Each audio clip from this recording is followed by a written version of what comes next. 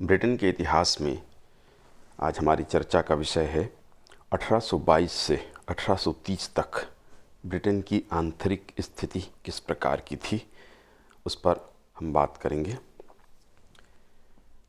पृष्ठभूमि सर्वप्रथम देख लेते हैं। ब्रिटेन एवं नेपोलियन के मध्य हो रहे दीर्घ युद्ध के कारण सुधारों की आवश्यकता के उपरांत भी इस ओर ध्यान नहीं दिया जा सका था। पिट, जो अच्छा सुधारक एवं प्रशासक था, उसे बाध्य होकर युद्ध में संलग्न होना पड़ा था। 1815 में वाटरलू में नेपोलियन के पराजित हो जाने के पश्चात ब्रिटेन में आर्थिक संकट की स्थिति उत्पन्न हो गई थी। सुधारों की अनिवार्य आवश्यकता महसूस की जा रही थी। कैसलरे अनुदारवादी एवं प्रतिक्रियावादी था। 1822 में उसकी मृत्यु से 9 टोरीवादियों को अवसर प्राप्त हुआ। ये उदारवादी थे। कुछ मामलों में तो विगों से भी, विग दल जो उदारवादी था, उससे भी अधिक उदार विचार रखते थे।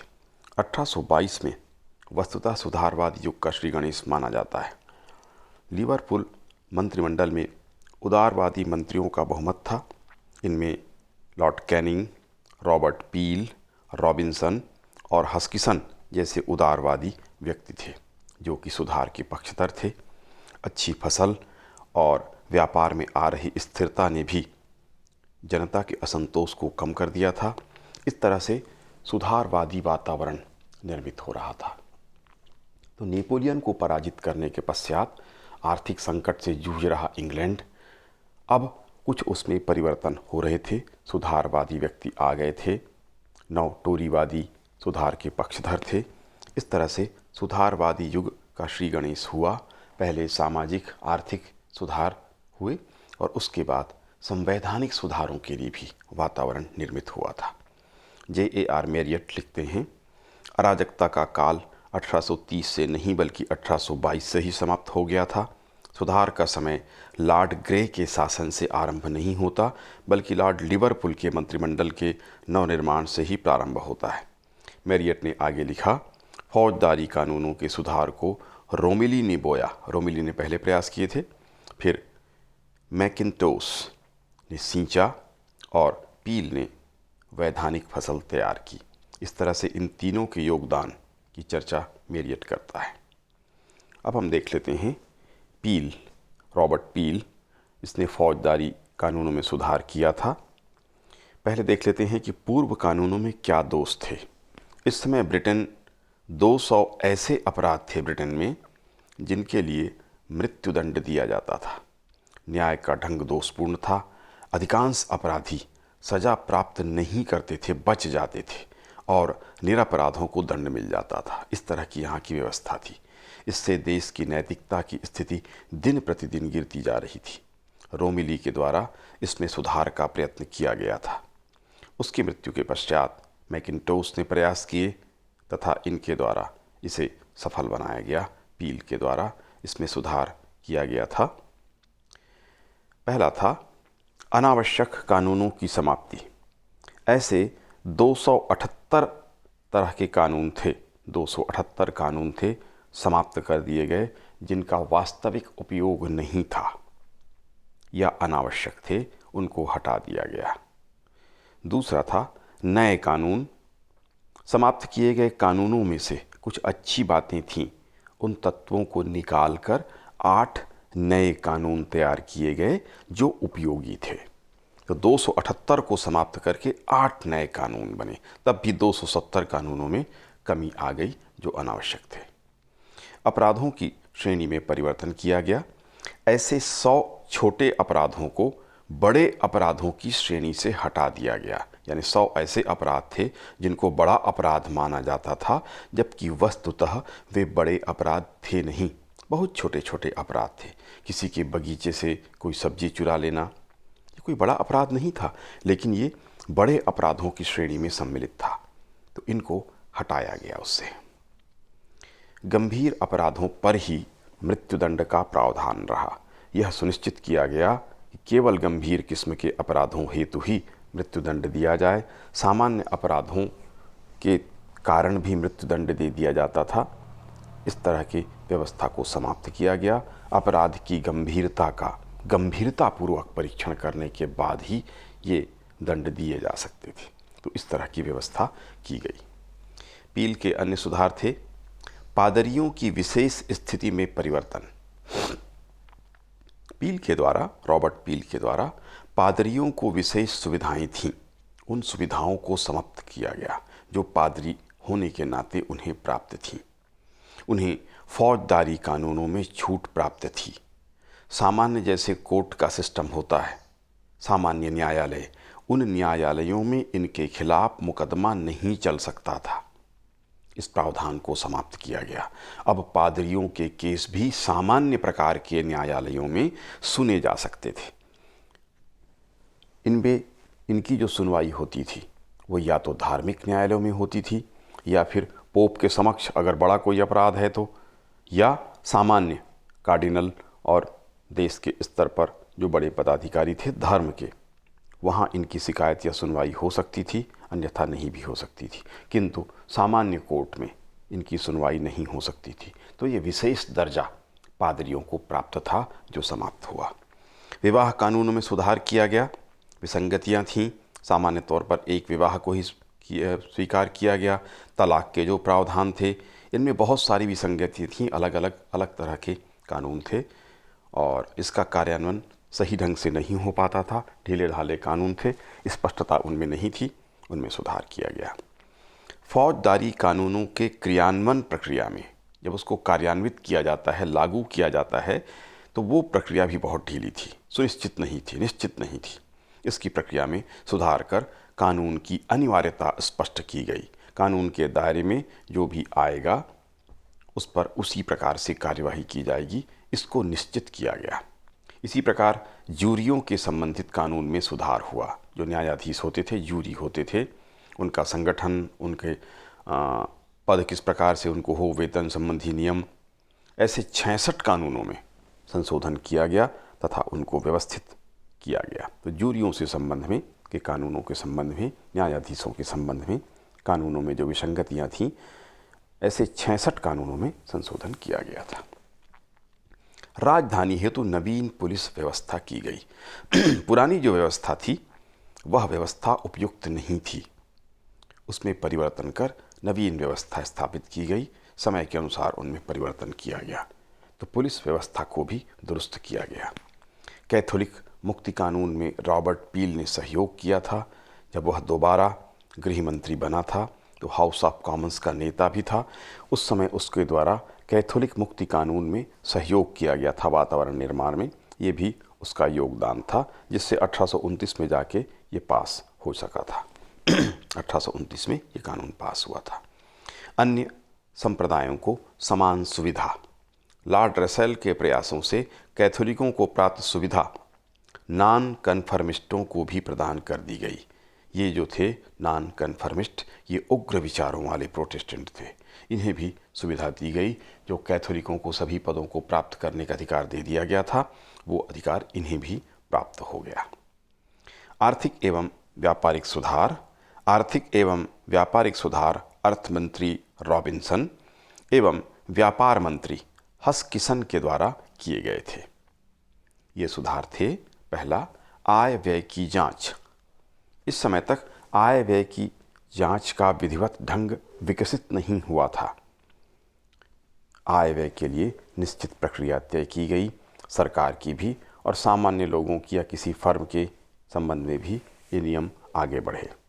सरकार की ही आय व्यय की व्यवस्था या उसकी पूरी जानकारी इनके पास नहीं होती थी, तो उसकी जांच की व्यवस्था की गई। सिंकिंग फंड में सुधार किया गया। सिंकिंग फंड कहा जाता था जो देश या राष्ट्र कर्ज लेता है उसकी अदायगी के लिए, कर को चुकाने के लिए जो फंड होता था, राष्ट्रीय कर्ज को चुकाने के लिए, उस फंड को कहा जाता था सिंकिंग फंड। इसमें बहुत भ्रष्टाचार व्याप्त था, कोई उसका सही दस्तावेजीकरण नहीं किया गया था, ये किया गया। अगला था विभिन्न करों में कमी। बहुत प्रकार के करों में कमी की गई ताकि जनता पर करों का बोझ कम हो सके। अगला था लगान वसूली व्यय में कमी की गई। इस समय लगान वसूली करने की जो प्रक्रिया थी वो जटिल थी। किस प्रकार की प्रक्रिया थी? ये प्रक्रिया थी कि अमुक व्यक्ति प्रधान होगा, फिर उसके साथ अमुक अमुक सहयोगी होंगे, इतने लोग दस्तावेजीकरण करेंगे ऑफिस में बैठ के, और जब भी कोई वसूली करने जाएगा तो इस तरह के दस्तावेज उपलब्ध कराए जाएंगे, तब उनसे वसूली की जाएगी। इस तरह प्रक्रिया बड़ी जटिल थी। अब बहुत सारे लोग इसमें संलग्न थे। इससे अत्यधिक व्यय हो रहा था। राजस्व की जो प्राप्ति होती थी एक बड़ा हिस्सा इन्हीं में वह व्यय हो जाता था। तो इसमें व्यय में कमी की गई, कम से कम लोगों में। लगान एक बार निर्धारित है, केवल एक व्यक्ति नियुक्त हुआ। आवश्यकता पड़ने पर ही सैन्य टुकड़ी या सिपाही भेजे जाएंगे, अन्यथा सामान्य रूप से वसूली की जाएगी। और जब कोई कर देने से मना करे तब उसके खिलाफ कार्यवाही होगी। तो लगातार पुलिस बल का साथ रहना आवश्यक नहीं था और अन्य पदाधिकारियों की भी संख्या कम कर दी गई। अगला, राष्ट्रीय ऋण में कमी। राष्ट्रीय ऋण लगातार बढ़ रहा था। इसमें कमी के लिए प्रयास तेज किए गए तथा सुधारों के फलस्वरूप 6 मिलियन पाउंड प्रति वर्ष की दर से राष्ट्रीय ऋण को कम करने की व्यवस्था की गई। जितना ऋण लेते थे उसमें 6 मिलियन पाउंड प्रति वर्ष कम किया जाने लगा। तो राष्ट्रीय ऋण में कमी के प्रयास हुए। व्यापार की बाधाओं को दूर करना। हस्किसन के द्वारा व्यापार की बाधाओं को दूर किया गया। 1651, 1660 और 1672 में विभिन्न नाविक एवं व्यापारिक कानूनों के द्वारा उपनिवेशों के साथ व्यापार पर प्रतिबंध लगाए गए थे। यह डचों के व्यापार को नियंत्रित करने के लिए कानून बनाए गए थे। अमेरिकी स्वाधीनता संग्राम में भी यह एक कारण के रूप में था, परंतु इससे ब्रिटेन को ही नुकसान हो रहा था। 1822 में उपनिवेशों के साथ व्यापार से अनेक प्रतिबंधों को समाप्त किया गया। इसी प्रकार 1825 में रेसिप्रोसिटी कानून के माध्यम से अनेक देशों के साथ व्यापार की बाधाओं को समाप्त किया गया था। इससे ब्रिटिश व्यापार उन्नत अवस्था की ओर गया। 1825 में रेसिप्रोसिटी कानून, इसके बारे में आगे हम और चर्चा करेंगे, इसको समाप्त किया गया था। आयात और निर्यात की नीति में परिवर्तन किया गया। आयात निर्यात करों में परिवर्तन किया गया। सूती कपड़ों पर 50 से 75% तक कर था, अब केवल 10% कर लिया गया।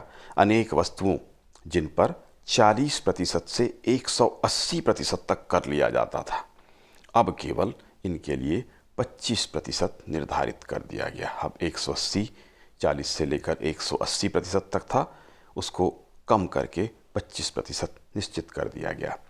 विदेशों से आयातित रेशम, जो विशेषकर चीन और भारत के माध्यम से होकर जाता था, इस पर केवल 30% कर लिया गया।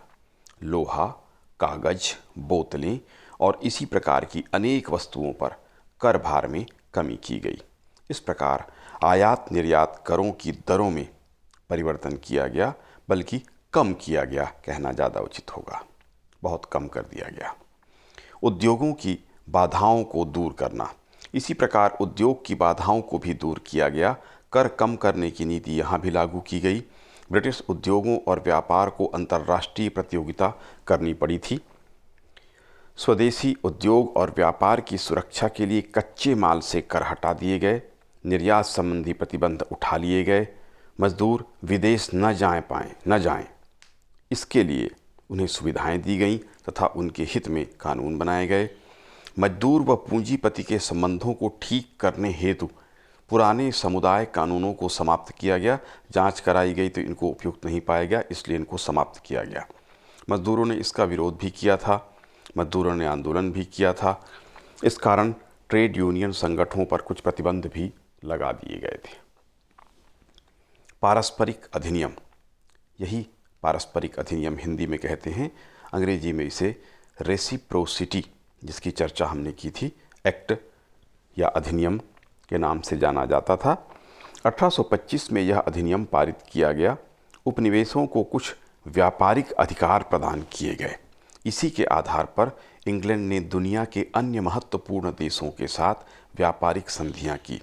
इस नियम के अंतर्गत केवल इंग्लैंड के जहाज से व्यापार हो सकता था, इसे हटा दिया गया। बहुत सारे उसमें और प्रावधान थे। मुख्य प्रावधान यही था कि ब्रिटेन के जहाज से ही व्यापार हो सकता था और यह विशेषकर उन परिस्थितियों में कानून बनाया गया था जब नेपोलियन के साथ संघर्ष चल रहा था और नेपोलियन महाद्वीपीय व्यवस्था के माध्यम से इंग्लैंड के व्यापार पर नियंत्रण करने का प्रयास कर रहा था। उसके विरोध में ये कानून पहले तैयार किए गए थे, प्रतिबंध वाले, कि ब्रिटिश जहाज में ही व्यापार हो सकता था, उसमें ब्रिटिश पदाधिकारी होंगे, नाव चलाने वाले होंगे, जहाज चलाने वाले होंगे, वो भी ब्रिटिश होंगे और उसमें ब्रिटिश झंडा लगा होगा, और कोई भी अगर दूसरे जहाज में भी किसी कारण से अपने देश से व्यापार कर रहा है तो उस जहाज को लेकर ब्रिटेन तक जाना होगा या ब्रिटेन के बंदरगाह में रुककर उसे चेकिंग करानी होगी। ऐसे बहुत सारे नियम इंग्लैंड ने भी बनाए थे फ्रांस पर प्रतिबंध लगाने के लिए, और फ्रांस से कोई व्यापार ना हो इसलिए नेपोलियन पर प्रतिबंध लगाने के लिए, नेपोलियन की महाद्वीपीय व्यवस्था के विरोध में। तो वो कानून अभी तक चले आ रहे थे, तो उनको इस समय आकर हटा लिया गया था। अब किसी भी जहाज से किसी भी देश के सामान यहाँ तक आ सकता था, यहाँ से अन्य देशों तक जा सकता था। इनको और सरल किया गया, व्यापार के मार्ग की बाधाओं को दूर किया गया। 1825 का वित्तीय संकट आया था। 1825-26 में इंग्लैंड में वित्तीय संकट की स्थिति उत्पन्न हुई। 60 से 70 बैंकों का दिवाला निकल गया तथा देश आर्थिक संकट से ग्रस्त हुआ। दिवाला निकल गया से अर्थ है दिवालिया हो गए। दिवालिया से अर्थ क्या होता है? जब कोई भी बैंक दिवालिया हो जाता है तो उसको जो कुछ भी देनदारी होती है, ग्राहकों के चाहे पैसा जमा हो या ग्राहकों से ऋण उसने लिया हो, वो सब कुछ देना बंद कर देते हैं। उनकी स्थिति ऐसी नहीं होती कि वो दे पाएँ। इन परिस्थितियों से निपटने के लिए, आर्थिक संकट से ग्रस्त हुए देश को बचाने के लिए स्वर्णमान को स्थिरता प्रदान की गई। स्वर्णमान आप लोग जानते होंगे, जब भी सिक्के ढाले जाते हैं तो कुछ सोना उसके एवज में रखा जाता है विदेशों में या अपने देश में। तो स्वर्णमान को स्थिरता प्रदान करने के लिए यहाँ पर सोने के सिक्के ढाले गए। प्राइवेट बैंकों को नोट छापने का जो अधिकार इंग्लैंड में था वह हटा लिया गया। बैंक ऑफ इंग्लैंड की शाखाएं सभी बड़े नगरों में खोलने की अनुमति दी गई। इस तरह से अनेक प्रयास किए गए और इन्हीं नीतियों का परिणाम था कि आर्थिक संकट से ब्रिटेन उबर सका, निजात पा सका। अनाज कानूनों में छूट दी गई। 1826 में इंग्लैंड में सूखा पड़ा, जिसके कारण सामान्य जनता को कष्ट उठाना पड़ा। स्थिति के नियंत्रण हेतु 10 सीलिंग प्रति क्वार्टर गेहूं की ड्यूटी देकर गेहूं को बाजार में बेचने की अनुमति प्रदान की गई। बाजार में बेचने की अनुमति नहीं थी, अब दी गई। अन्य देशों से अनाज प्राप्त करने का प्रयास भी किया गया, व्यवस्था की गई, इस हेतु अनुमति प्रदान की गई। इस तरह अनाज संकट से देश को मुक्त कराया गया। कैथोलिक मुक्ति कानून 1829 में, हमने इसकी चर्चा की थी कि पील ने इसमें सहयोग किया था। वेलिंगटन ने मंत्रिमंडल का निर्माण किया। इस समय टेस्ट एक्ट इंग्लैंड में लागू था, जिसके कारण कैथोलिकों को इंग्लैंड में समानता का अधिकार प्राप्त नहीं था। वह राजा रानी अथवा किसी सरकारी पद पर कैथोलिक लोग नहीं हो सकते थे। यह कानून कैथोलिकों के प्रति अन्यायपूर्ण था। उसमें सुधार हेतु 1829 में कैथोलिक मुक्ति कानून स्वीकृत किया गया। परिस्थितियां कुछ ऐसी आ गई थीं कि कॉर्नेल नाम का व्यक्ति था जो कैथोलिक था और वह हाउस ऑफ कॉमन्स के चुनाव में जीत गया था। पहले तो इनको चुनाव लड़ने नहीं देना था क्योंकि ये टेस्ट अधिनियम लागू था, लेकिन चुनाव लड़ गया और जीत भी गया और जनता का भारी समर्थन उसके साथ था। इस कारण से यह समस्या आई कि अब उसको संसद में बैठने दिया जाए, प्रवेश करने दिया जाए अथवा नहीं, जबकि वह विधिवत जनता के द्वारा चुना गया था। इन परिस्थितियों में विचार शुरू हुआ और वास्तव में यह पाया गया कि यह कैथोलिकों के प्रति अन्यायपूर्ण है। वो भी एक ही देश, उसी देश के निवासी हैं, समान रूप से नागरिक हैं, तो उनको समानता का अधिकार मिलना चाहिए। और वस्तुतः यह सही भी था कि सभी, वो भी ईसाई धर्म की ही एक शाखा है, जबकि पुरानी शाखा कैथोलिक है। प्रोटेस्टेंट तो उन्होंने विरोध किया, इसलिए प्रोटेस्टेंट कहलाए, तो उनको भी समानता का अधिकार दिया गया। और इस तरह से कैथोलिक मुक्ति कानून पास हुआ 1829 में। कॉर्न लॉ अथवा गल्ला कानून। गल्ला कानून बनाए गए जिसके द्वारा यह तय किया गया कि गल्ले की कीमत 64 सीलिंग अथवा उससे कम होगी तो उस पर 25 सीलिंग 8 पेंस आयात कर लगेगा। और यदि उसकी कीमत 73 सीलिंग हो जाएगी तो उस पर केवल 1 सीलिंग का ही आयात कर लगेगा।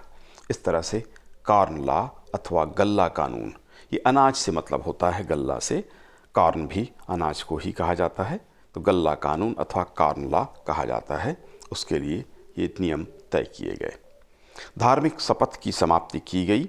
किसी भी शासकीय पद अथवा निर्वाचित होने पर हाउस ऑफ कॉमन्स या हाउस ऑफ लॉर्ड्स सभी के पदभार ग्रहण करने के पूर्व शपथ ग्रहण की परंपरा थी। यह धार्मिक रीति से लेना आवश्यक था, उसे समाप्त कर दिया गया। यह रॉबर्ट पील एवं वेलिंगटन के काल में हुआ। यह परीक्षण और निगमन अधिनियम के अंतर्गत आता था। कॉरपोरेशन एक्ट की समाप्ति। लॉर्ड वेलिंगटन के कार्यकाल में कॉरपोरेशन एक्ट को समाप्त कर दिया गया। इसके अनुसार कोई भी व्यक्ति जो चर्च ऑफ इंग्लैंड का अनुयायी नहीं था, सामान्य तौर पे कैथोलिक या अन्य पंथ को मानता था, वो किसी भी म्युनिसिपल के पद पर आसीन नहीं हो सकेगा। इसको भी हटाया गया। एक तरीके से यह वृहद रूप था या कैथोलिक इमेंसिपेशन एक्ट जो पारित हुआ था, कैथोलिक मुक्ति कानून जो पारित हुआ था, टेस्ट अधिनियम को समाप्त किया गया था, उसी का एक रूप ही था। ये म्युनिसिपल क्षेत्रों पे, शहरी क्षेत्रों पर लागू होता था, तो इसको भी समाप्त किया गया ताकि किसी तरह से भेदभाव न हो। आइए अब मूल्यांकन कर लेते हैं। संकट काल 1822 से 1830 का काल संकट काल था। विभिन्न समस्याएं, विशेषकर आर्थिक समस्याएं देश के सम्मुख खड़ी थीं। कृषि, व्यापार, उद्योग, सभी क्षेत्रों में कठिनाइयां थीं, समस्याएं थीं। इन समस्याओं का सामना किस प्रकार किया जाए, यह एक समस्या थी। कैसलरे के द्वारा अब तक दमनपूर्ण नीति का अनुसरण गृह नीति के क्षेत्र में किया गया था, किंतु यह वास्तविक समाधान नहीं था। कैसलरे के पश्चात राष्ट्रीय नीति में परिवर्तन हुआ तथा सुधारवादी युग का श्री गणेश होता है। ये दमन हम 1815 से देखते आ रहे थे। 22 के बाद इसमें परिवर्तन होना शुरू हुआ और सुधार की प्रक्रिया इसके बाद शुरू होती है। तो दूसरा था सुधार काल। देश के सम्मुख विद्यमान संकट के समाधान के लिए सुधार का कार्य प्रारंभ हुआ। इस काल में रॉबर्ट पील, हस्किसन, कैनिंग एवं रॉबिन्सन जैसे सुधारवादी व्यक्ति थे। नौटोरीवाद प्रारंभ हुआ था, जो विगों से भी कई मामलों में उदार थे। इसके कारण सुधारों से राष्ट्र बहुत हद तक संकट से मुक्त हुआ। इस प्रकार की सुधार प्रक्रिया शुरू हुई थी। संवैधानिक सुधारों की भी मांग इस काल में बढ़ी और इसने संवैधानिक सुधारों के लिए पूरी पृष्ठभूमि तैयार कर दी थी। आर्थिक सुधार हुए थे, व्यापार के क्षेत्र में सुधार हुए थे, सुधारवादी प्रवृत्ति इस समय प्रारंभ हो गई थी और इसी का परिणाम था कि 1832 में संवैधानिक सुधार प्रारंभ हुए थे। रैमजे म्यूर ने लिखा कि अंग्रेजी कानून बहुत हद तक उस बर्बरता से मुक्त हो गया जिसने उसे कलंकित कर रखा था। रैमजे म्यूर ने आगे लिखा, अंतिम मंत्रिमंडल में रॉबर्ट पील और लॉर्ड कैनिंग के अनुयायियों का प्राबल्य था और इसमें टोरियों की प्रधानता कायम रही। इस प्रकार 1822 से 1830 ईस्वी तक इंग्लैंड के शासन में टोरियों का प्रभुत्व स्थापित रहा। उनके द्वारा अनेक सुधार कार्य किए गए।